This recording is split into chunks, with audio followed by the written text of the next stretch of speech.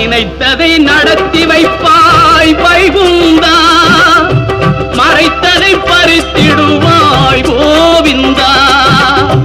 நினைத்ததை நடத்தி வைப்பாய் வைகுந்தா, மறைத்ததை பறித்திடுவாய் கோவிந்தா. உரைத்தது கீதை என்னும் தத்துவமே, உரைத்தது கீதை என்னும் தத்துவமே, அதை உணர்ந்தவர் வாழ்ந்திடுவார் சத்தியமே.